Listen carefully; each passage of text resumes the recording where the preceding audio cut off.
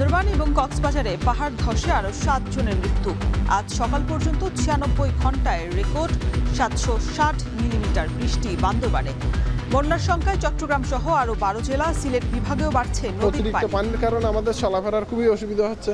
আর রোজগাতে 3-4 দিন নাই আমাদের, গাড়ি না চালাইতে পারলে ইনকাম কিভাবে? চাকরি করি যেহেতু কর্মস্থলে যেতে কষ্ট হয়ে যাচ্ছে।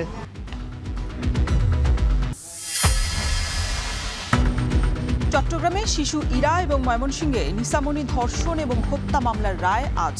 আসামিদের সর্বোচ্চ শাস্তি নিশ্চিতের দাবি স্বজনদের।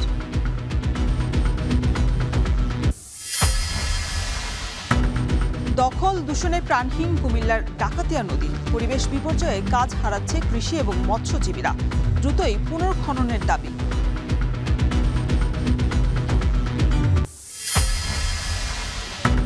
মাত্র 12 কিলোমিটার রেল লাইনের অভাবে নেত্রকোনার জারিয়া দুর্গাপুর যাতায়াতে ভোগান্তি। সম্ভাব্যতা যাচাই করে দ্রুতই কাজ শুরুর আশ্বাস রেল প্রতিমন্ত্রীর।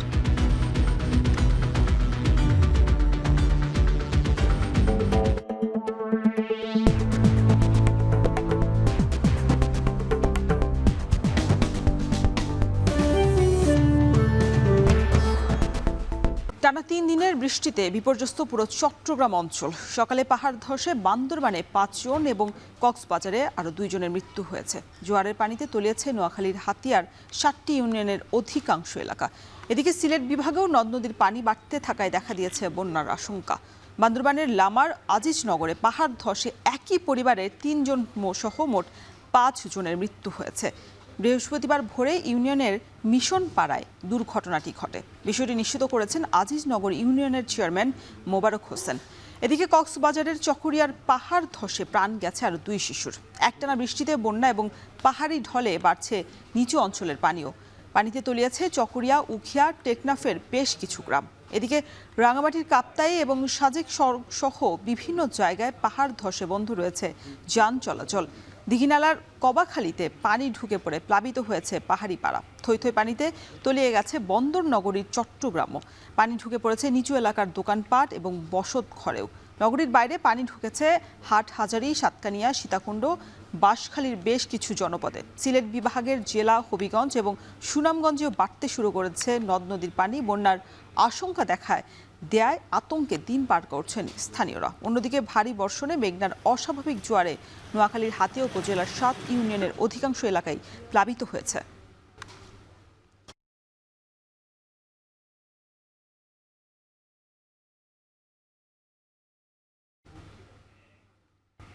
এদিকে চট্টগ্রামে প্রবল বৃষ্টিতে সৃষ্ট জলাবদ্ধতায় গৃহবন্দী নগরী এবং আশপাশের উপজেলার হাজার হাজার মানুষ। এদিকে ভারী বৃষ্টিতে পাহাড় ধসে বান্দরবানের লামার আজিজনগরে একই পরিবারে 3 জন সহ মোট 5 জনের মৃত্যু হয়েছে। যেমনটা বলছিলাম, এই বিষয়ে আরও বিস্তারিত আমাদের সাথে জানাতে চট্টগ্রাম থেকে যুক্ত হয়েছেন দর্শক শোয়েব রহমান, কক্সবাজারে রয়েছেন মোহাম্মদ মোর্শেদ এবং রাঙামাটি থেকে যুক্ত হয়েছেন জিয়াউর রহমান জুয়েল। শুরুতে আমরা চট্টগ্রামের পরিস্থিতি জানতে চাই। শোয়েব, এখন চট্টগ্রামের আবহাওয়ার কি অবস্থা? সকাল থেকে আমরা দেখছিলাম যে গুড়ি গুড়ি বৃষ্টি হচ্ছে, আর নগরীর জলাবদ্ধতার কি পরিস্থিতি, বিস্তারিত জানাবেন।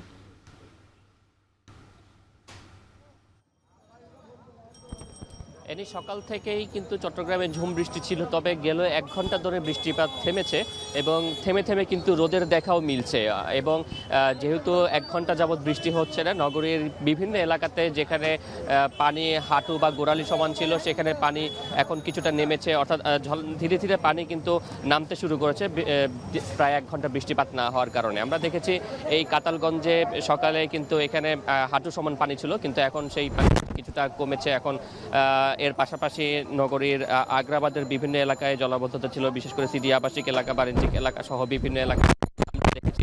নগরীর শমশেরপাড়া, চাঁদগাঁও এইসব এলাকাতেও কিন্তু আমরা দেখেছি যে পানি উঠেছিল, সেখানেও কিন্তু পানি ধীরে ধীরে কিছুটা নেমেছে। একেবারে উল্লেখযোগ্য হারে নেমেছে বলা যাবে না, তবে কিছুটা কমেছে। আবহাওয়ার এই মুহূর্তে পরিস্থিতি হলো যে কিছু রোদ উঠেছে, কিছুক্ষণ রোদ উঠছে, আবার থেমে যাচ্ছে, ঢেকে যাচ্ছে মেঘের আড়ালে, এভাবেই কিন্তু আবহাওয়া চলছে। আর উপজেলাগুলোর কথা যদি বলি, যে উপজেলাগুলোতে বন্যা পরিস্থিতির অবনতি হয়েছে বলা যায়। বিশেষ করে দক্ষিণ চট্টগ্রামের সাতকানিয়া, বাঁশখালী এই সকল এলাকায় কিন্তু স্থানীয় যে নদীগুলো রয়েছে, ডলু নদী, শঙ্কর নদী, এই নদীগুলোর পানি বৃদ্ধি পেয়ে এবং বিভিন্ন জায়গাতে বাঁধ ভেঙে কিন্তু বিস্তীর্ণ লোকালয়ে প্লাবিত হয়েছে এবং সেখানে আশ্রয় কেন্দ্রগুলোতে যাওয়ার জন্য মানুষ কিন্তু পানিবন্দী হয়ে রয়েছেন এবং তাদেরকে উদ্ধার করে স্থানীয় আশ্রয় কেন্দ্রে নেওয়ার উদ্যোগ নিয়েছে প্রশাসন।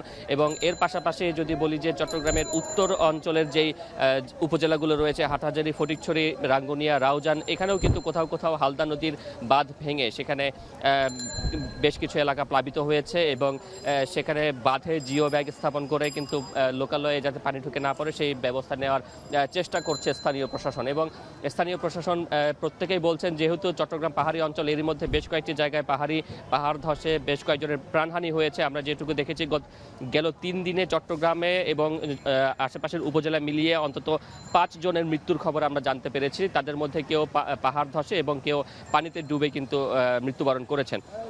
এবং আমরা দেখতে পাচ্ছি যে চট্টগ্রামের যে সকল এলাকায় জলাবদ্ধতা প্রবণ বা দীর্ঘ 3 দিন ধরে জলমগ্ন হয়ে রয়েছে সেই সকল এলাকার নালা নর্দমা পরিষ্কার করার জন্য সিটি কর্পোরেশনের পক্ষ থেকে তাৎক্ষণিক ব্যবস্থা নেওয়া হয়েছে এবং সিটি কর্পোরেশনের পরিচ্ছন্নতা বিভাগ তারা অবৈধ স্থাপনা উচ্ছেদ করে নালা নর্দমা পরিষ্কার করার একটি উদ্যোগ নিয়েছেন এবং তারা বলছেন যে নালা নর্দমাগুলো যদি পরিষ্কার করা থাকে এবং সেখানে পানি নিষ্কাশন পদ্ধতি যদি সহজ হয় সেক্ষেত্রে যে দীর্ঘস্থায়ী জলজট সেটি কিছুটা কমে আসবে বলে তারা প্রত্যাশা করছেন। তবে আবহাওয়া অফিস থেকে বলছে যে এই যে বৃষ্টিপাত সেটি আগামীকাল পর্যন্ত অব্যাহত থাকবে এবং এই পর্যন্ত কিন্তু সকলকে নিরাপদে এবং আশ্রয় কেন্দ্রে কিংবা নিরাপদ স্থানে থাকার জন্য কিন্তু আবহাওয়া অফিস থেকে বিশেষভাবে অনুরোধ করা হয়েছে। আমরা এবার একটু কক্সবাজারের পরিস্থিতি জানতে চাই। মোর্শেদ, সকালেই তো চকরিয়ায় পাহাড় ধসে 2 শিশুর মৃত্যু হয়েছে, সবশেষ পাহাড় ধসে আরও কেউ আহত হয়েছে কিনা কি খবর রয়েছে? আর চকরিয়া, উখিয়া সহ টেকনাফের বেশ কিছু অঞ্চলে তো পানি প্লাবিত হয়েছে, সেখানকার কি অবস্থা? রোশন, শুরুতে বলে রাখি কক্সবাজারের বিভিন্ন উপজেলায় ধীরে ধীরে বন্যা পরিস্থিতি অবনতি হচ্ছে। আমরা কয়েকদিন ধরে শুনছিলাম কক্সবাজারের বিভিন্ন উপজেলার বিভিন্ন গ্রাম নিম্নাঞ্চল রয়েছে সেগুলো প্লাবিত হচ্ছে এবং আজকে আমরা সরেজমিন সেখানে এসেছি এবং একটি বন্যা কবলিত এলাকায় এসেছি এবং সেখানেই দেখতে পাচ্ছি আমরা একেবারে বন্যা পরিস্থিতি অবনতি হচ্ছে। এখানকার প্রায় 100 থেকে 200 ঘর প্লাবিত হয়েছে, সেটি আমরা এখানকার এলাকাবাসী, এখানকার যারা প্রত্যক্ষদর্শী আছেন তাদের কাছ থেকে শুনতে পেয়েছি। এবং আপনারা নিশ্চয়ই দেখতে পাচ্ছেন নদীর ওপারের যে ঘর রয়েছে সেগুলো একেবারে প্লাবিত হয়েছে। যদি কক্সবাজারের চকরিয়া পাহাড় ধসের কথা বলতে হয় সেটি মধ্যরাতে 2 শিশু পাহাড় ধসে নিহত হয়েছেন। আমরা যতটুকু খবর পেয়েছি মধ্যরাতে পাহাড় ধস হলে একই পরিবারের 3 জন মাটি চাপা পড়ে, এর মধ্যে 2 জন শিশু 3 জনকে উদ্ধার করতে গিয়ে একজনকে উদ্ধার করা হলে পরিবারের আরও 2 সদস্য 2 জন শিশু নিহত হয়েছেন সেই খবর পেয়েছি। এবং কক্সবাজারে ভারী বৃষ্টি হচ্ছে, আপনি নিশ্চয়ই দেখতে পাচ্ছেন কক্সবাজারে যে ভারী বৃষ্টি হচ্ছে সেটি কিন্তু অব্যাহত রয়েছে। মধ্যরাত থেকে সকাল পর্যন্ত কোনো বৃষ্টি না হলেও আমরা দেখতে পাচ্ছি সকাল 10টার পর থেকে যে ভারী বৃষ্টি হচ্ছে সেটি কিন্তু অব্যাহত রয়েছে।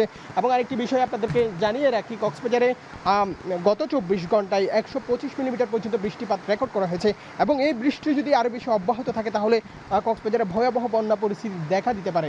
এবং আবহাওয়া অধিদপ্তর থেকে বলা হচ্ছে আরও কয়েকদিন পর্যন্ত মাঝারি থেকে ভারী বৃষ্টি অব্যাহত রয়েছে। এবং ইতিমধ্যে কক্সবাজারের রামু, চকরিয়া, পিয়মখালী, পেকুয়া সহ সেখানকার বিভিন্ন নিম্নাঞ্চল প্লাবিত হচ্ছে আর সেই দৃশ্য আমরা সকাল থেকে দেখতে পাচ্ছি এবং আপনাদেরকে দেখানোর চেষ্টা করছি কক্সবাজারের এই মুহূর্তে যে পিয়মখালীতে যে এলাকাটি প্লাবিত হচ্ছে এবং সেখানকার যে নদী রয়েছে সেগুলো নদীর প্রবাহ আরও বেশি বাড়ছে এবং পাহাড়ি তলের যে পানি সব মিলিয়ে এখানকার যে গ্রামগুলো রয়েছে সেগুলো প্লাবিত হচ্ছে।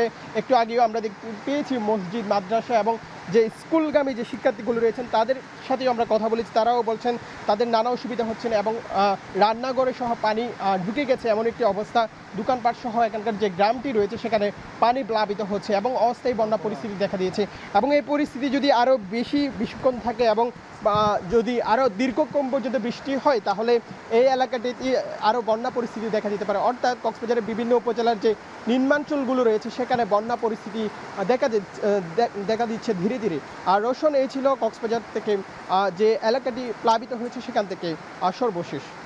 আমরা বৈরী আবহাওয়ার খবর জানতে রাঙামাটি থেকে যুক্ত হয়েছেন আমাদের সাথে সহকর্মী জুয়েল। জুয়েল, রাঙামাটিতে পাহাড় ধসের কোনো ঘটনা ঘটেছে কিনা নতুন করে? আরেকটি বিষয় জানাবেন যে কাপ্তা এবং সাজেক সড়ক সহ বিভিন্ন জায়গায় পাহাড় ধসের কারণে অনেকে আটকা পড়েছেন, তাদের উদ্ধার কার্যক্রম কতটা আসলে এগিয়েছে প্রশাসন, কি খবর রয়েছে আপনার কাছে?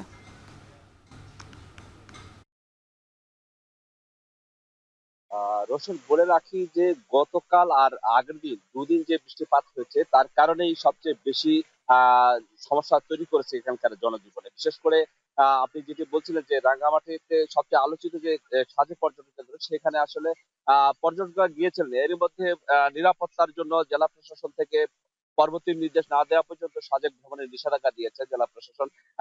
তার মধ্যেই কিন্তু আগে যারা গিয়েছিলেন তারা গতকাল ফিরে আসতে চাইছিলেন, কিন্তু সেই ৬০০ পর্যটক আসলে ফিরে আসতে পারেননি। এখন পর্যন্ত তারা সেখানে অবস্থান করছেন।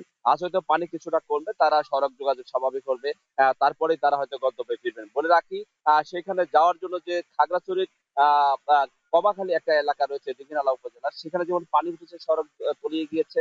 একই সঙ্গে মাচালং, সাজেকের একটি মাচালং এলাকা রয়েছে, সেই এলাকায় আসলে পানি উঠে সড়ক তলিয়ে যাওয়ায় এই যোগাযোগটি বিঘ্নিত হয়েছে। আর সেটি আসলে এখন নির্ভর করছে একেবারে পানি যখন সরে যাবে তারপরে তারা গন্তব্যে ফিরবেন। এর সঙ্গে বলে রাখি রাঙ্গামাটির এই যে চলমান বৃষ্টিপাতে পাহাড় ধসের বেশ কিছু ঘটনা ঘটেছে। আমরা দেখেছি কাপ্তাই থেকে চট্টগ্রাম সড়কে, সেখানেও পাহাড় ধসে সড়কে যোগাযোগ বন্ধ হয়ে গেছিল। গতকাল রাঙ্গামাটি শহরের সঙ্গে চট্টগ্রামের যে যোগাযোগ ব্যবস্থা, সেখানে আরশিনগরে একটি পাহাড় ধসের মাটি চলে এসেছিল সড়কে, সেটি আসলে সেনাবাহিনী ৩-৪ ঘন্টায় সরিয়ে দিয়ে স্থানীয় যারা স্বেচ্ছাসেবক তারা সহ বিএনপি এবং যে ফায়ার সার্ভিস আছে তারা সরিয়ে স্বাভাবিক করেছে যান চলাচল। এর সঙ্গে বলে রাখি এই যে পরিস্থিতিতে পাহাড় ধসের এখনো সংখ্যা দিয়েছে, গতকাল আবহাওয়া অধিদপ্তর থেকে আবার নতুন করে ৪৮ ঘন্টার সংখ্যা জানিয়েছে। এরই মধ্যে জেলা প্রশাসন থেকে যে আশ্রয় কেন্দ্র প্রস্তুত রাখা হচ্ছে, সেখানে আসলে ৩০টি আশ্রয় কেন্দ্রে এরই মধ্যে ২,১৫৮ জন মানুষ অবস্থান করছেন। আমরা একটু আগেই জেলা প্রশাসক নাজমা সাহেব যে তথ্যটি জানিয়েছেন। বলে রাখি এই যে পরিস্থিতিতে রাঙ্গামাটির যে কাপ্তাই হ্রদ, সেখানে আসলে পানির উচ্চতা ব্যাপকভাবে বেড়েছে, যার কারণে কাপ্তাই হ্রদ তীরবর্তী যে নিম্নাঞ্চলগুলো রয়েছে, বিশেষ করে বাঘাইছড়ি এবং বিলাইছড়ি সেই উপজেলার নিম্নাঞ্চলের যে ঘরবাড়িগুলো রয়েছে, অনেকগুলো গ্রাম সেখানে আসলে ইতিমধ্যে প্লাবিত হয়েছে। আর সেখানেও বন্যার আশঙ্কা করা হচ্ছে, সাময়িক সেই বন্যা হয়তো অনেক মানুষকে ঘর ছেড়ে তার আশ্রয় কেন্দ্রে যেতে হবে। বলে রাখি একটি তথ্য, সেটা হচ্ছে রাঙ্গামাটির যে কাপ্তাই হ্রদ যে জলবিদ্যুৎ কেন্দ্র রয়েছে, কাপ্তাই হ্রদ কেন্দ্রিক সেই জলবিদ্যুৎ কেন্দ্রের উৎপাদন কিন্তু জলের উচ্চতা বাড়ায় আসলে সেটি বেড়েছে। ১৪৪ মেগাওয়াট বিদ্যুৎ উৎপাদন হচ্ছে, সেখানে জাতীয় গ্রিডে সরাসরি যুক্ত হচ্ছে। এর আগে পানি সাগরে সেখানে উৎপাদন একেবারে কমে গেছিল, মাত্র ৮৯ মেগাওয়াট বিদ্যুৎ উৎপাদন হতো, সেটি বেড়েছে। রাঙ্গামাটি থেকে এই ছিল আমার কাছে সবচেয়ে প্রশ্ন। টানা বৃষ্টি এবং পাহাড়ি ঢলে রাঙামাটি, কক্সবাজার এবং চট্টগ্রামের নিচু এলাকাগুলো প্লাবিত হয়েছে, এতে জনদুর্ভোগে রয়েছে। সে খবরই জানাচ্ছিলেন আমাদের সহকর্মীরা। এদিকে সিলেট বিভাগেও বাড়তে শুরু করেছে বিভিন্ন নদ নদীর পানি। সুনামগঞ্জে সুরমা, কুশিয়ারা এবং জাদুকাটা সহ কয়েকটি নদীর পানি বেড়েছে। মৌলভীবাজারেও ধলাই নদীর বাঁধ দিয়ে পানি ঢুকে প্লাবিত হয়েছে বেশ কয়েকটি গ্রাম। সেখানকার আরও খবর জানাতে আমাদের সাথে সুনামগঞ্জ থেকে যুক্ত হয়েছেন লিপসন আহমেদ এবং মৌলভীবাজারে রয়েছেন সহকর্মী এম এ হামিদ। শুরুতে আমরা লিপসনের কাছে জানতে চাই, লিপসন, নদীর পানি তো বাড়ছে, সেক্ষেত্রে সুনামগঞ্জে বন্যার সংখ্যা নিয়ে কি বলছে আবহাওয়া অফিস?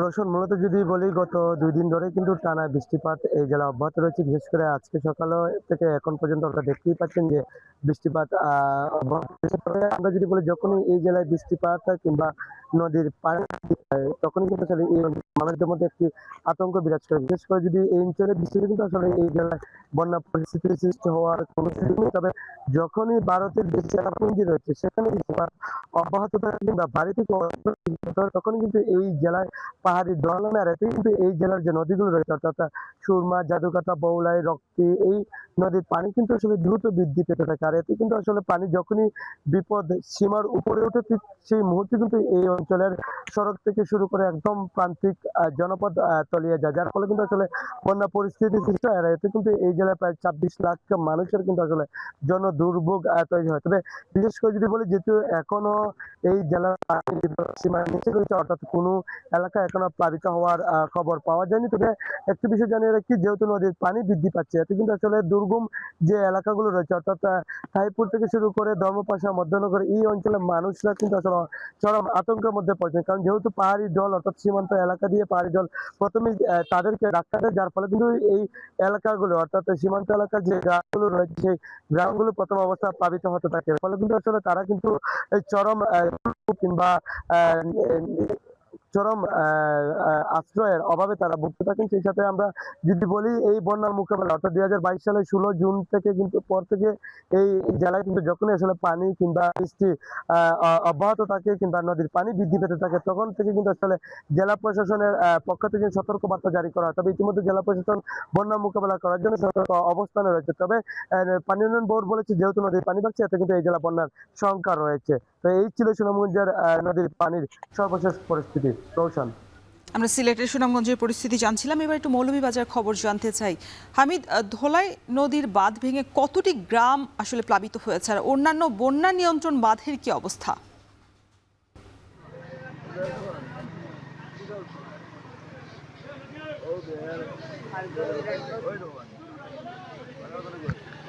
মৌলভীবাজার জেলায় গতকালকে থেকে কিন্তু বন্যার পরিস্থিতি সৃষ্টি হয়েছে। বিশেষ করে কমলগঞ্জ উপজেলার মখাবিল এলাকা দিয়ে বন্যার বাঁধ ভেঙে গিয়েছে এবং এখানে আরেকটি বিষয় জনগণ সেখানে বলছেন যে এখানে একটি ব্রিক ফিল্ড রয়েছে এবং ব্রিক ফিল্ডের এখানে ফিশারি করার জন্য নদীর যে বাঁধ রয়েছে সেটা মেরামত করা হয়েছিল এবং সেদিক থেকেও বাঁধ ভেঙে দুটি জায়গায় বাঁধ ভেঙে কিন্তু এলাকা প্লাবিত হয়েছে এবং এই বাঁধ ভাঙার কারণে 5টি ইউনিয়নের প্রায় 40 থেকে 45টি গ্রাম ইতিমধ্যে প্লাবিত হয়েছে এবং যত সময় যাচ্ছে তত নিচের দিকে পানি যাচ্ছে এবং লোকজন ঘরবন্দি হয়ে পড়েছেন এবং লোকজনের যে কৃষিক্ষেত রয়েছে, টমেটো সহ অন্যান্য যে সবজি ক্ষেতগুলো রয়েছে সবগুলো কিন্তু নষ্ট হয়ে গিয়েছে এবং ইতিমধ্যে বেশ কয়েকটি রাস্তায় ভাঙন দেখা দিয়েছে, যে 5 থেকে 6টি এলাকা ভেঙে গিয়েছে। আমি কথা বলেছিলাম পানি উন্নয়ন বোর্ডের নির্বাহী প্রকৌশলী খালিদ বিন ওয়ালিদের সাথে।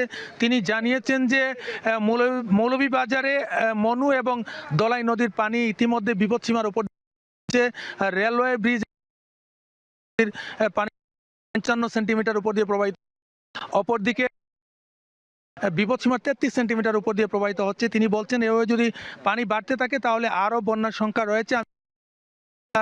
আবহাওয়া পর্যবেক্ষণ আমি অনেকের সাথে কথা বলেছি পানি দুর্গত এলাকায়, দেখতে পাচ্ছেন আমার পিছনে যেখানে দাঁড়িয়ে আছি সেখানে রাস্তার উপরে প্রায় 2 থেকে 3 ফুট পানি রয়েছে এবং এখানকার এই এলাকার যে বাড়িঘর গুলো রয়েছে বিশেষ করে শ্রীপুর, কোনাগাঁও, কুরমা, চম্পারায়, মখাবিল এই সমস্ত এলাকার যে গ্রামগুলো রয়েছে সবগুলো গ্রাম কিন্তু ইতিমধ্যে প্লাবিত হয়ে গিয়েছে। লোকজন গতকালকে সন্ধ্যা থেকে এখন পর্যন্ত শুকনো খাবারও পাচ্ছেন না, এরকম অবস্থার মধ্যে দিয়ে তারা দিনাতিপাত করছেন। আমি কিছুক্ষণ আগে কথা বলেছিলাম উপজেলা নির্বাহী কর্মকর্তা আসাদুজ্জামানের সাথে, তিনি এলাকায় ঘুরে গিয়েছেন। তিনি বলছেন যে তার কাছে পর্যাপ্ত পরিমাণে ত্রাণ সামগ্রী রয়েছে, যদি কেহ চায় তাহলে সে ত্রাণ সামগ্রী তিনি বিতরণ করবেন। এলাকার যে ভারপ্রাপ্ত চেয়ারম্যান, প্রশাসক রয়েছেন, ইউপি সদস্য রয়েছেন, তাদের সাথে কথা বলেছি। তারা বলেছেন এখন পর্যন্ত কিন্তু তারা যে ভারপ্রাপ্ত চেয়ারম্যান, প্রশাসক রয়েছেন, ইউপি সদস্য রয়েছেন, তাদের সাথে কথা বলেছি। তারা বলেছেন এখন পর্যন্ত কিন্তু তারা কতটুকু ঘরবাড়ি নষ্ট হয়েছে, কতজন লোক প্রাণীবন্দী হয়ে রয়েছে সেগুলো তারা নির্ণয় করতে পারেননি। সেই কাজগুলো তারা করছেন এবং সেই কাজগুলো সম্পন্ন হলে তারা হয়তো ত্রাণ সামগ্রী দিতে পারবেন। সব মিলিয়ে বলা যায় যে মৌলভীবাজারে এখন পর্যন্ত বন্যার অবনতি ঘটেই চলেছে। পানি যেভাবে বাড়ছে, মনু নদীর বাঁধ ভাঙন দেখা দিলে মনু নদী এবং দলাই নদীর 7 থেকে 8টি জায়গায় ভাঙনের সম্ভাবনা রয়েছে এবং এই বাঁধগুলো ভাঙলে মানুষগুলো আরও বেশি সমস্যার মধ্যে পড়বে। এই ছিল আমার কাছে মৌলভীবাজার থেকে বন্যা নিয়ে সবশেষ। বৃষ্টি এবং উজানের ঢলে বেড়েছে ফেনীর সীমান্তবর্তী মুহুরী, কহুয়া এবং সিলোনিয়া নদীর পানি। এদিকে টানা বর্ষণ এবং মেঘনার অস্বাভাবিক জোয়ারে নোয়াখালীর হাতিয়া উপজেলার 7 ইউনিয়নের অধিকাংশ এলাকায় প্লাবিত হয়েছে। এ নিয়ে সবশেষ পরিস্থিতি জানাতে আমাদের সাথে ফেনী থেকে যুক্ত হয়েছেন সোলাইমান ডালিম এবং নোয়াখালীতে রয়েছেন নাসিম শুভ।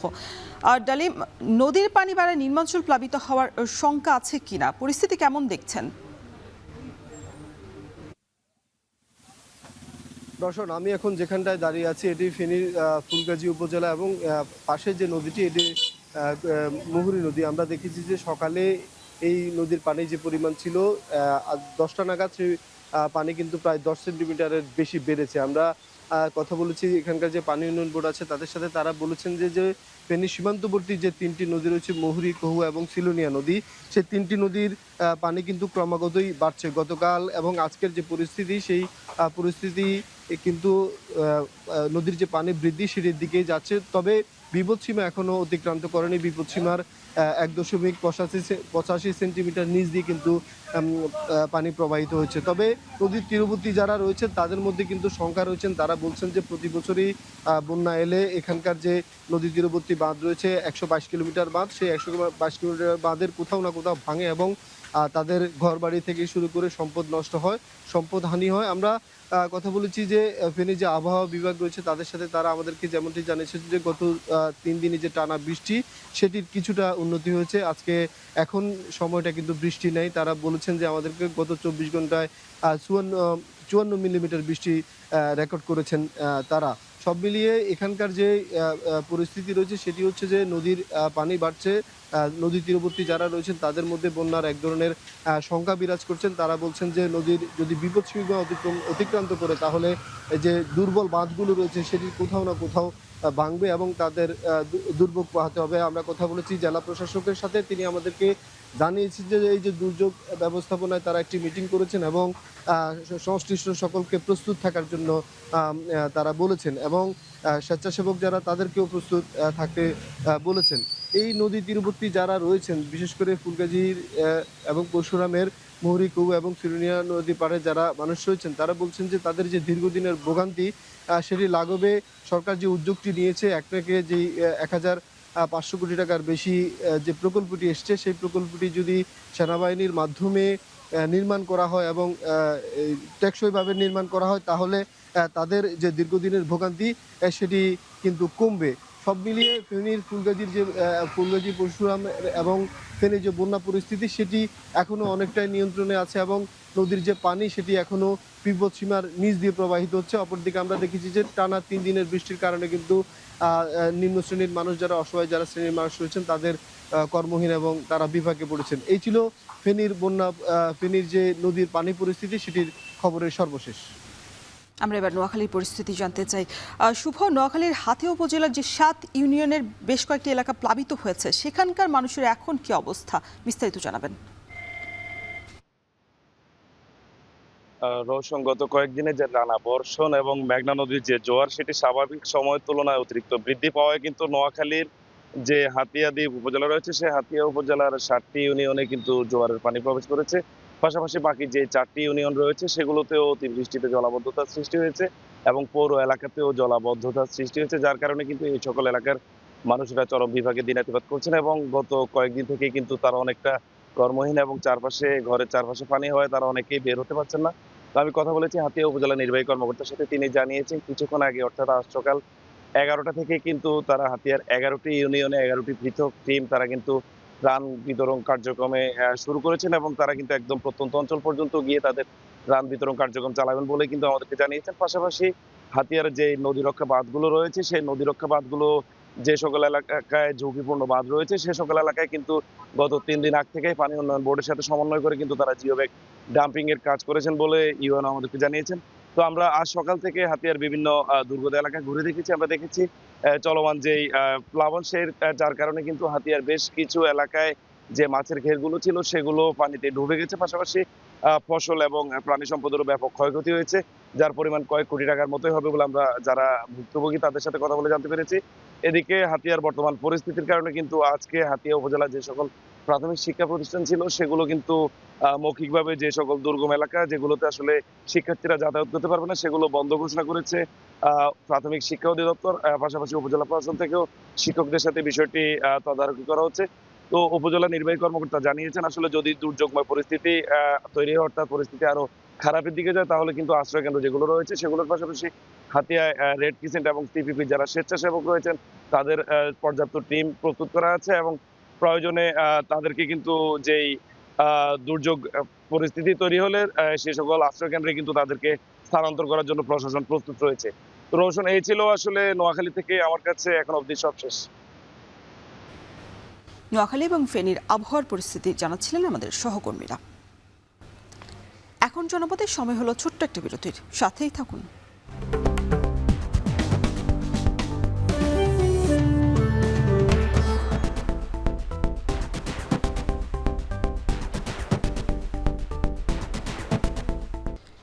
চট্টগ্রাম নগরীর পাশাপাশি পানিতে তলিয়ে গেছে বিভিন্ন উপজেলার বিস্তীর্ণ জনপদ। পাহাড়ি ঢল এবং নদ নদীর পানি বেড়ে বন্যা পরিস্থিতি সৃষ্টি হয়েছে সাতকানিয়া, রাউজান এবং বাঁশখালী উপজেলাতেও। এ নিয়ে সবশেষ পরিস্থিতি জানাতে আমাদের সাথে যুক্ত হয়েছেন সহকর্মী হোসাইন জিয়াদ। জিয়াদ, চট্টগ্রামের উপজেলাগুলোর এখন কি পরিস্থিতি? বন্যা পরিস্থিতি হওয়ার শঙ্কা রয়েছে কিনা?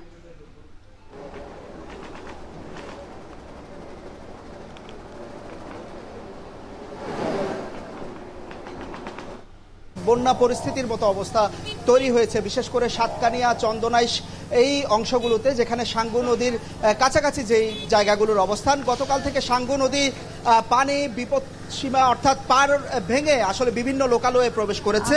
আমি এখন যেখানে আছি সেটি চট্টগ্রাম কক্সবাজার মহাসড়কের চিত্র, এটি আপনি যেটি দেখছেন, এবং চন্দনাইশ অংশে আমি আছি, যার খুব কাছাকাছি সাঙ্গু নদী। পানির স্রোত নিশ্চয়ই দেখতে পাচ্ছেন একেবারে মহাসড়কের উপরে, এবং গতকাল রাত থেকে মূলত এই মহাসড়কে পানি উঠে যান চলাচল অনেক রাতে কিন্তু বন্ধ ছিল। এখন কিছুটা যান চলাচল করছে, বিশেষ করে বড় যেই যানবাহনগুলো, সেই যানবাহনগুলো কোনোভাবে পার হলেও ছোট ছোট যানবাহনগুলো কিন্তু আটকে আছে মহাসড়কের এই অংশে।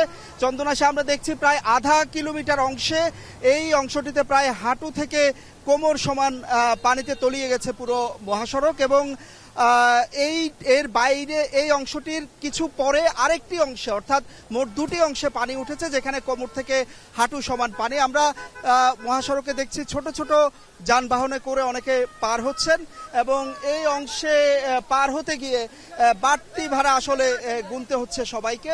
বলা যায় যে চট্টগ্রাম কক্সবাজার যে মহাসড়ক, এই মহাসড়কে আমরা যতদূর এসেছি এই কারণে আসলে যানবাহনের সংখ্যাও কিন্তু অনেক কম। এই মহাসড়কের আশেপাশে চন্দনাইশ এবং সাতকানিয়ার যে অংশ, সাতকানিয়ার বিশেষ করে বাজালিয়া, পশ্চিম ঢেমশা, সোনাকানিয়া, এই পুরো ইউনিয়নগুলো কিন্তু প্লাবিত হয়েছে। একই সাথে সাতকানিয়া পৌরসভা, আদালত ভবন, কলেজ প্রাঙ্গণ, এই পুরো এলাকাটিতে আসলে পানিবন্দী হয়ে পড়েছে প্রায় 1.5 লক্ষ মানুষ। এবং এর পাশাপাশি চন্দনাইশ এবং রাউজান, সীতাকুণ্ড এই এলাকাতেও বিস্তীর্ণ এলাকা জুড়ে পানি। পাশাপাশি সাতকানিয়ার পরপর কিন্তু বঙ্গোপসাগরের আগের যে উপজেলা সেটি বাঁশখালীতেও বেশ কয়েকটি ইউনিয়ন, বিশেষ করে কাথারিয়া, পুইছড়ি, খানখানাবাদ এলাকা, যেটি বঙ্গোপসাগরের কাছাকাছি এলাকা, এবং নিম্নাঞ্চল, সেই এলাকাগুলো কিন্তু গত 2 দিন ধরে পানিবন্দী। তবে আজকে সকাল থেকে বৃষ্টির পরিমাণ কিছুটা কমায়। আমরা যতটুকু স্থানীয়দের থেকে খবর পেয়েছি, তারা বলছেন যে পানির পরিমাণ কিছুটা গত রাত থেকে কিছুটা কমেছে। গত রাতে যদিও বিভিন্ন জায়গায় এই জায়গাটিতে যানবাহন চলাচল বন্ধ ছিল, আজকে যানবাহন চলাচল কিন্তু মহাসড়কে শুরু করেছে। আর এখানকার যারা বাসিন্দা, তারা অনেকেই তারা কিন্তু আশ্রয় কেন্দ্রে আশ্রয় নিয়েছেন ঘরবাড়ি ডুবে যাওয়ায়, এবং পাশাপাশি গবাদি পশু ও নিয়ে আসা হয়েছে আশ্রয় কেন্দ্রে, এবং তারা যেটি বলছেন যে পানি না কমা পর্যন্ত এই দুর্ভোগ আসলে তাদের যাবে না। এই অবস্থায় তাদের শুকনো যে খাদ্য, সেই শুকনো খাদ্য বিতরণ প্রয়োজন বলে বলছেন এখানকার মানুষ। চট্টগ্রামের সাতকানিয়া থেকে যুক্ত ছিলেন সহকর্মী হোসাইন জিয়াদ। বিশ্ব পরিবেশ দিবস এবং পরিবেশ মেলা 2026 এবং জাতীয় বৃক্ষরোপণ অভিযান এবং বৃক্ষ মেলা 2026-এর উদ্বোধন শেষে কথা বলছেন প্রধানমন্ত্রী তারেক রহমান। আমরা সরাসরি যুক্ত হচ্ছি সেখানে। আমার বক্তব্যটা শুরু করি। আল্লাহ তাআলা বলেছেন তিনি সেই সত্তা যিনি পৃথিবীতে যা কিছু আছে সব তোমাদের জন্য সৃষ্টি করেছেন। সুতরাং নদী, নালা, গাছপালা, কীট পতঙ্গ, বন্য কিংবা গৃহপালিত পানি, অর্থাৎ আমাদের চারপাশ পরিবেশ প্রতিবেশ, অর্থাৎ আল্লাহর এই সকল সৃষ্টি সবই কিন্তু মানুষের উপকারের জন্য। তবে আল্লাহ সকল সৃষ্টি থেকে যদি উপকার ভোগ করতে হয়, তাহলে মানুষ হিসেবে অবশ্যই কিন্তু আমাদের কিছু দায়িত্ব এবং কর্তব্য রয়েছে, যা খুব সংক্ষেপে আমি আপনাদের সামনে মাত্র তুলে ধরেছি। যথানিয়মে সকল সৃষ্টির যত্ন এবং পরিচর্যা করা আমরা যারা মানুষ, তাদের বা মানব সমাজের দায়িত্ব। বিজ্ঞানের উৎকর্ষতার সঙ্গে সঙ্গে এটি প্রমাণিত সত্য যে ইকোসিস্টেম বা বাস্তুতন্ত্র যেটা আছে, এটার সঙ্গে মানব সমাজের সম্পর্ক অত্যন্ত গভীর এবং অবিচ্ছেদ্য। এই বাস্তুতন্ত্র বা ইকোসিস্টেমের নিরাপদ লালন এবং বিকাশের সঙ্গে মানব সমাজের নিরাপদে বেড়ে ওঠা ওতপ্রোতভাবে জড়িত। গতকালকে, এই জন্য বলছি, গতকালকে আমার সাথে সংসদে বিরোধী দলীয় নেতা ওনার কথা হচ্ছিল, এমনি আমরা দুই রাজনৈতিক কর্মী আমরা আলাপ করছিলাম একটি বিষয়। কিছুদিন আগে উনি হঠাৎ অসুস্থ হয়ে গিয়েছিলেন এবং ওনাকে গুলশানে, উনি খুব সম্ভবত লেক ভিউ হসপিটালে ছিলেন, তো ওখানে ওনাকে ছাদে নিয়ে যাওয়া হয়। একদিন ছাদে নিয়ে যাওয়ার পরে উনি হাঁটছিলেন, কিন্তু উনি আমাকে যেটা বললেন যে কিছুক্ষণ পরে উনি আর ছাদে হাঁটতে পারছিলেন না, কারণ আশেপাশে এত অসম্ভব স্মেল লেকটার। তো আমার মনে হয় এই যে কথাটা বললাম, দেখুন এরকম অভিজ্ঞতা বোধহয় আমরা সকলেই, শুধু বিরোধী দলীয় নেতাই নয়, সকলেই কম বেশি আমরা বিভিন্ন সময় এইটা ফেস করে থাকি, এক্সপেরিয়েন্স করে থাকি এরকম অভিজ্ঞতা। সেজন্যই বলছি যে এইটার নিরাপদ লালন বা বিকাশের সঙ্গে মানব সমাজ বা আমরা কিভাবে জড়িত। উপস্থিতিবৃন্দ, আজকের এই পরিবেশ মেলা কিংবা বৃক্ষ মেলার যে আয়োজন, এটা যেমন বর্তমান এবং ভবিষ্যৎ প্রজন্মের সুন্দর এবং সুস্থভাবে বেড়ে ওঠার জন্য একটা নিরাপদ বিনিয়োগ বলে আমি মনে করি, যদি আমরা সকলে সিনসিয়ার হই। সেজন্য আমি যারা এই আয়োজন করেছেন, এই আয়োজনের সাথে যারা সম্পৃক্ত, আপনাদের সকলকে আমি অভিনন্দন জানাই। তবে এই আয়োজনটা কেবলমাত্র একটা বাৎসরিক আনুষ্ঠানিকতার মধ্যেই যদি সীমাবদ্ধ থাকে, সেটা বোধহয় থাকা উচিত হবে না। বৃক্ষরোপণ এবং পরিবেশ সংরক্ষণের মতন এই যে বিষয়টা, এটা আমাদের একটা নৈমিত্তিক অভ্যাসে যদি আমরা পরিণত করতে পারি, তাহলে আমরা সকলের বক্তব্যে যে কথাগুলো বলি যে একটা স্বাস্থ্যকর বসতি গড়ে তোলা দরকার, আমাদের গড়ে তোলা উচিত, আমাদের আমরা কাজ করছি, এই সবগুলো তাহলে ধীরে ধীরে আসলেই বাস্তবে রূপ নিতে পারবে। আজকে যারা আপনারা এখানে পরিবেশ কর্মী সহ বৃক্ষরোপণ বা বাগান তৈরি বা এই কাজগুলোতে যারা জড়িত আছেন, যারা উপস্থিত হয়েছেন বাংলাদেশের বিভিন্ন কর্নার থেকে, ইনশাল্লাহ আপনাদের মতন মানুষগুলো বা প্রতিক্রিয়াশীল, প্রতিশ্রুতিশীল তারুণ্য যদি থাকেন দেশে, এটা সংখ্যা যদি বৃদ্ধি পায়, নিশ্চয়ই ইনশাল্লাহ আমরা একটা সবুজ বসতি গড়ে তুলতে সক্ষম হব এই বাংলাদেশে। সম্মানিত সকল উপস্থিতিবৃন্দ, বৃক্ষরোপণের যে প্রয়োজনীয়তা এবং এটার যে উপকারিতা, এটা নিয়ে খুব সম্ভবত নতুন করে বোধহয় কিছু বলার প্রয়োজন নেই। আজকে আমরা নিজের ঘর থেকে বের হলে, ঘরের ছাদে গেলে, জানলা খুললে আমরা এটা পরতে পরতে অনুভব করতে পারি। বৃক্ষরোপণ কিংবা সবুজায়নের গুরুত্ব সম্পর্কে আমরা কম বেশি সবাই অবগত আছি। আমরা যখন ছোট ছিলাম তখন ঢাকা সরকার যত গ্রিন দেখতাম, এখন বোধহয় দেখি না। এটার সাথে নিশ্চয়ই আপনারা এই ঘরে উপস্থিত কেউ আমার সাথে ডিফার করবে না, সবাই নিশ্চয়ই আপনারা একমত হবেন। কিন্তু করতে তো হবে কিছু, এবং এই করাটা আমাদেরকেই করতে হবে। একটা সন্তান পৃথিবীতে জন্মগ্রহণ করলে, আমি কিছুদিন আগেও বলেছিলাম যে এটা এখানে আমাদের একজন বক্তা, খুব সম্ভব আমাদের স্টেট মিনিস্টার ডক্টর ফরিদও মনে হয় বলেছেন, আমি কয়েকদিন আগে বলেছিলাম যে একটা সন্তান আমাদের পরিবারে, আমাদের নিজেদের হোক, আত্মীয় স্বজন হোক, একটা পরিবারে নতুন সন্তান জন্মগ্রহণ করলে আমরা যদি সবাই মিলে তার জন্য, তাকে স্মরণ করে একটি গাছ রোপণ করি, তাহলে প্রতিটা প্রাণের জন্মকে উদযাপন করি, স্মরণ রাখি, তাহলে একটা নবজাতকের পাশাপাশি একটা গাছ যেমন বেড়ে উঠবে, সেই ছোট্ট শিশুটি আস্তে আস্তে বেড়ে উঠবে, এবং এভাবেই সবুজায়নের জন্য সামাজিক আন্দোলন সফলতা লাভ করবে। এই যে কথাটা বললাম, এই প্রসঙ্গে আমি আপনাদের সামনে ছোট্ট একটা ঘটনা বলি। আমি লন্ডনে যেই পাড়াটায় থাকতাম, আমার 3-4টি বাসা পরে একটা বাসা ছিল, 3তলা বাসা। সেই বাসায় সামনে 2টি গোলাপ গাছ ছিল দরজাটার দুপাশে। গোলাপ গাছগুলো ওই যে ক্লাইম্বিং রোজ যেটাকে বলে, গোলাপ গাছগুলো বেড়ে বেড়ে অলমোস্ট 3তলা পর্যন্ত উঠে গিয়েছিল। তো একদিন বাসার যে মালিক, ওর সাথে আমার দেখা হলো, আমি বললাম যে তোমার এই গাছগুলো খুব সুন্দর, বিশেষ করে দূর থেকে খুবই সুন্দর লাগে দেখতে। ভদ্রলোকের 3টা সন্তান। তো ও বললো যখন যেই সন্তান হয়েছে ওদের বয়স, আমি যখন কথা বলি তখন প্রবাবলি ওদের বয়স রাফলি 18, 20 এরকম, 22 এরকম। তো বললো যে আমার যখন যেই সন্তান জন্ম হয়েছে, আমি তখন তার নামে একটা করে গাছ লাগিয়েছে, দুটো সামনে আছে, একটা বাসার পিছনে আছে। তিনটা গাছই এখন বড় হয়ে গেছে, প্রায় 3 তলার সমান হয়ে গেছে, দেখতে খুবই সুন্দর লাগে। বরিশালে গত 4 দিন ধরে বৈরী আবহাওয়া বিরাজ করছে, কখনো হালকা কখনো আবার ভারী বৃষ্টিপাত হচ্ছে। এদিকে গত 24 ঘন্টায় বগুড়ায় গড় বৃষ্টিপাত রেকর্ড করা হয়েছে 124 মিলিমিটার। থেমে থেমে বৃষ্টিপাতে নগরীর অনেক রাস্তায় হাঁটু পানি হয়েছে। এনি সবশেষ পরিস্থিতি জানাতে বরিশাল কীর্তনখোলা নদীর তীর থেকে যুক্ত হয়েছেন অমিত হাসান এবং বগুড়া নগরীর সেউজগাড়ি এলাকা থেকে যুক্ত হয়েছেন মাজিদুর রহমান। শুরুতে অমিত, আপনার কাছে জানতে চাই, বরিশালে কি পরিমাণ বৃষ্টিপাত রেকর্ড করা হয়েছে, আবহাওয়া অফিস কি বলছে?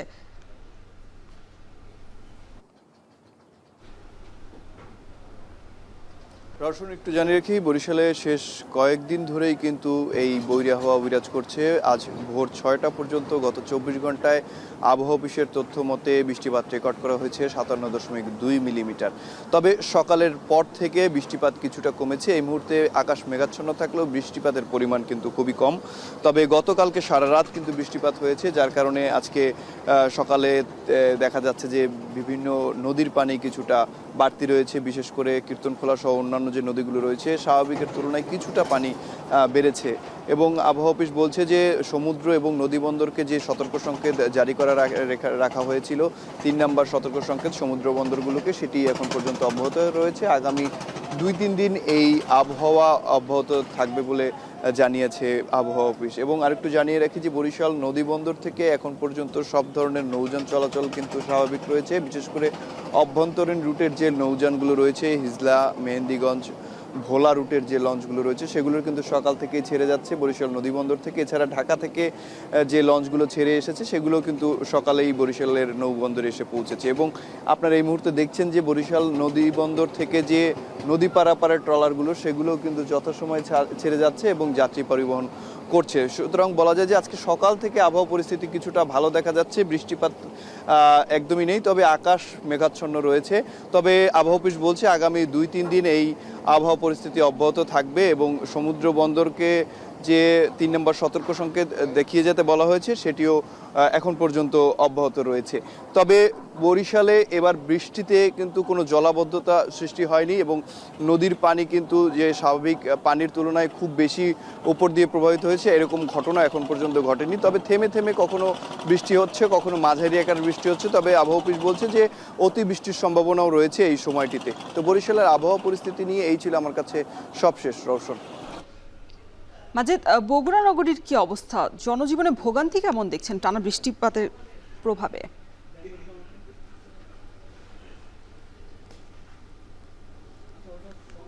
আপনি দেখতে পাচ্ছেন তো এখনো গুড়ি গুড়ি বৃষ্টি হচ্ছে কিন্তু বগুড়াতে। এবং গতকাল থেকে আজ পর্যন্ত 24 ঘন্টায় বৃষ্টিপাত রেকর্ড করা হয়েছে 124 মিলিমিটার। এবং আরও সামনে শনিবার পর্যন্ত এই অবস্থা বিরাজ করবে বলে এখানকার যে আবহাওয়া অফিস সেই সূত্র থেকে আমরা জানতে পেরেছি।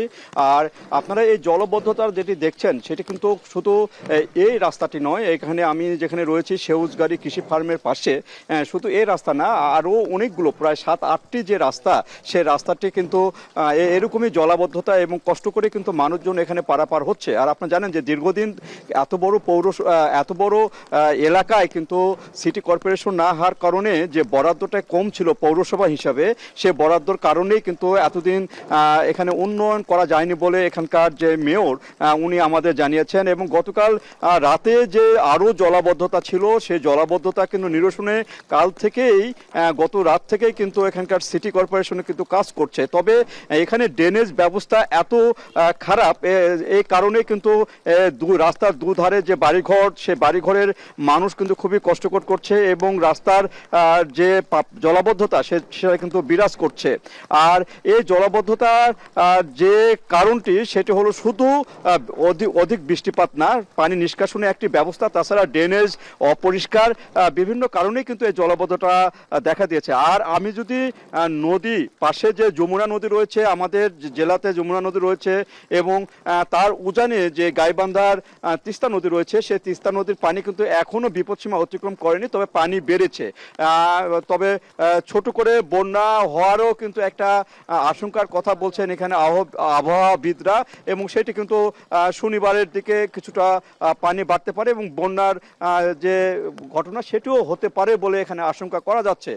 তবে বৃষ্টির পানি যদি শনিবার থেকে কমে যায় তাহলে হয়তো অনেকটা এখান থেকে রক্ষা পাওয়া যাবে। তো এই ছিল রওশন আমার কাছে বগুড়ার সিটি কর্পোরেশনের যে সেউজগাড়ি এলাকার রাস্তার যে অবস্থা সেটি দেখাচ্ছিলাম। এই ছিল আমার কাছে সর্বশেষ। বগুড়া এবং বরিশালের আবহাওয়ার খবর জানাচ্ছিলেন সহকর্মীরা। 13 কার্যদিবসের মধ্যে চট্টগ্রামে শিশু ইরা ধর্ষণ এবং হত্যা মামলার রায় ঘোষণা করা হবে আজ। এদিকে ময়মনসিংহের ধোবাউড়ায় শিশু নিসামণিকে সংঘবদ্ধ ধর্ষণ এবং নদীতে ফেলে হত্যা মামলার রায়ও আজই ঘোষণা করা হবে।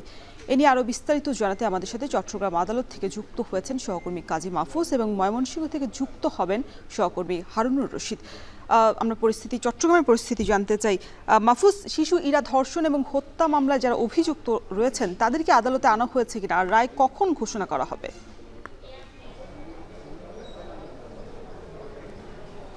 চাঞ্চল্যকর চট্টগ্রামের ইরা ধর্ষণ এবং হত্যা মামলার রায় আজকে ঘোষণা করা হবে, সেটি আগে থেকেই জানিয়ে দেওয়া হয়েছিল।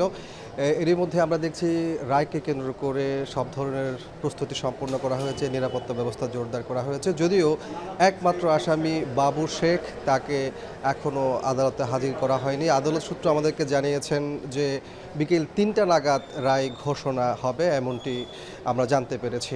আপনাকে বলে রাখি যে মাত্র 13 কার্যদিবসের মধ্যে কিন্তু এই মামলার সাক্ষ্য গ্রহণ শেষ হয়েছে এবং আজকে রায়ের তারিখ ধার্য করা হয়েছে।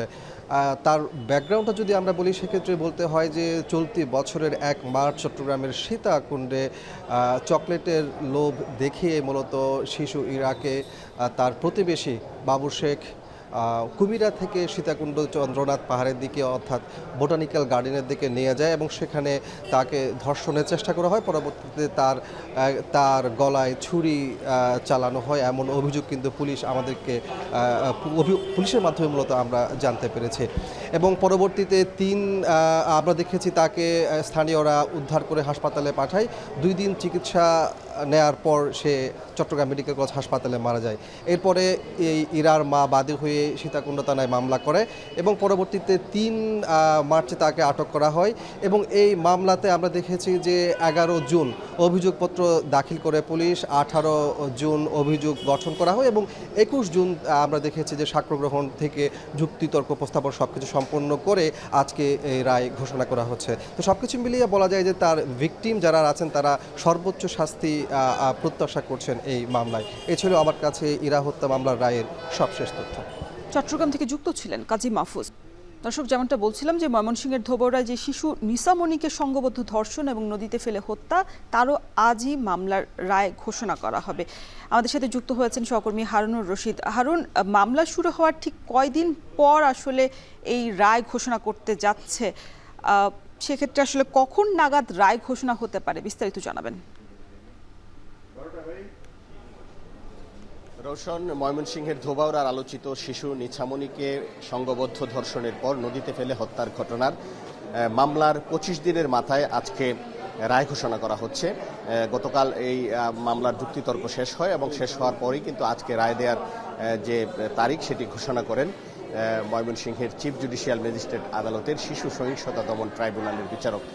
এবং আমরা যতটুকু জানতে পেরেছি দুপুর নাগাদ এই মামলার যে রায় ঘোষণা সেটি শুরু হতে পারে এবং কিছুক্ষণ আগে আদালতের যে কার্যক্রম সেটি শুরু হয়েছে এবং দুপুর 12:30 নাগাদ এই মামলার রায় ঘোষণা শুরু হতে পারে বলে আমরা আদালত সূত্রে জানতে পেরেছি। আমি একটু যদি জানাতে চাই, সেটি হচ্ছে যে গত 14 জুন ধোবাউড়ার শিশু নিসামণিকে সংঘবদ্ধ ধর্ষণের পর নদীতে ফেলে হত্যা করে 4 বখাটে যুবক এবং ঘটনার দিন এবং পরের দিন মিলিয়ে মোট 4 জন অভিযুক্তকেই গ্রেপ্তার করে পুলিশ এবং পরবর্তীতে 23 জুন এই বিষয়ে আদালতে চার্জশিট দাখিল করে ধোবাউড়া থানা পুলিশ এবং চার্জশিট দাখিলের পর আজকে দীর্ঘ শুনানি শেষে আজকে কিন্তু রায় ঘোষণা করা হচ্ছে। এবং আমি যদি একটু বলে রাখি, এই মামলায় 4 জন অভিযুক্ত রয়েছে, আরিফ, রাকিব, সাইম এবং মারুফ। এর মধ্যে মারুফ অপ্রাপ্তবয়স্ক হয়, তার বিচার চলছে নারী ও শিশু অপরাধ দমন ট্রাইব্যুনালে এবং সেখানেও আজকে রায় দেয়া হবে। এবং আর বাকি যে 3 জন আসামি আরিফ, রাকিব এবং সাইম, তাদের বিচার হচ্ছে শিশু সহিংসতা দমন ট্রাইব্যুনালে। এবং দুটি মামলারই বিচার কাজের যে আনুষ্ঠানিকতা সেটি শেষ হয়েছে এবং দুটি আদালতেই আজকে এই রায় ঘোষণা করা হবে বলে আমরা জানতে পেরেছি। ইতিমধ্যেই আসামিদেরকে কড়া নিরাপত্তার মধ্য দিয়ে আদালতে আনা হয়েছে হচ্ছে এবং আমরা যতটুকু খবর পেয়েছি যে 3 জন আসামির বিচার শিশু সহিংসতা দমন ট্রাইব্যুনালে হচ্ছে। তাদেরকে কিন্তু এখানে আদালতের যে ডকেট রয়েছে সেই ডকেটে নেওয়া হয়েছে বলে আমরা জানতে পেরেছি এবং অপর যে আসামি মারুফ অপ্রাপ্তবয়স্ক তাকে টঙ্গীর যে কিশোর সংশোধন কেন্দ্র রয়েছে সেখান থেকেও নারী ও শিশু অপরাধ দমন ট্রাইব্যুনালে আনা হয়েছে। তো কিছুক্ষণের মধ্যেই এই যে রায় ঘোষণার কাজ সেটি শুরু হবে। তো এই ছিল আমার কাছে সর্বশেষ। ময়মনসিংহ থেকে যুক্ত ছিলেন সহকর্মী হারুনুর রশিদ। কুষ্টিয়া জেনারেল হাসপাতাল থেকে সড়ক দুর্ঘটনায় মারা যাওয়া এক ব্যক্তির বিচ্ছিন্ন পা খুঁজে না পাওয়ার অভিযোগ উঠেছে। বুধবার বিকেলে কুষ্টিয়ার আবদালপুরের ইজি বাইক এবং ব্যাটারি চালিত ভ্যানের সংঘর্ষে আহত হন ভ্যান যাত্রী হাসেম আলী। পরে স্থানীয়রা তাকে উদ্ধার করে কুষ্টিয়া জেনারেল হাসপাতালে ভর্তি করেন। পরে অপারেশন চলাকালীন অবস্থায় তার মৃত্যু হয়। এ সময় তার মরদেহ ডান পায়ের একটি অংশ ছাড়াই পরিবারের কাছে হস্তান্তর করে হাসপাতাল কর্তৃপক্ষ। ডান পা খুঁজে না পাওয়ার ঘটনাকে ন্যাক্কারজনক বলছেন স্বজনরা। ঘটনার রহস্য উদ্ঘাটন এবং হাসপাতাল কর্তৃপক্ষের বিচারের দাবি জানিয়েছেন তারা।